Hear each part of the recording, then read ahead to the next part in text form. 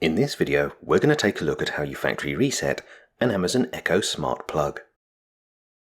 Typically, as this procedure will remove your Amazon account from your smart plug and reset all settings and any data stored on it, you would perform a factory reset if you're planning to lend, give away, or decommission your Amazon smart plug.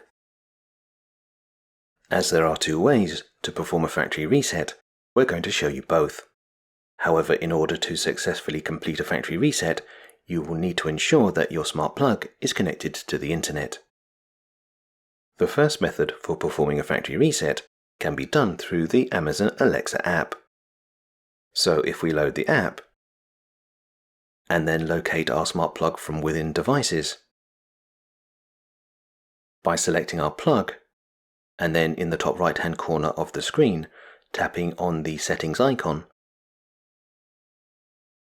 from within the settings panel, by selecting the bin icon, we are first prompted to confirm that we wish to remove our smart plug from our Amazon account.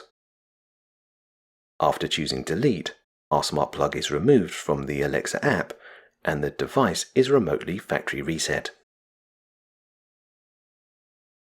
The alternative method for deregistering and factory resetting an Amazon Echo Smart Plug is from the device itself.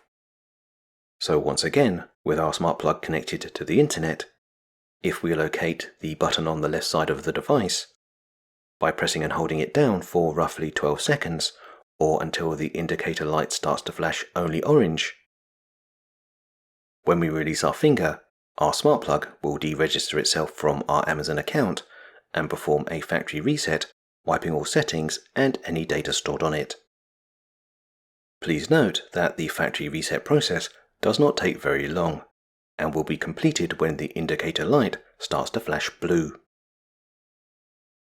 With our Amazon Echo Smart Plug now deregistered from our Amazon account and returned to its factory defaults, it is now safe to switch it off or remove it from its power source.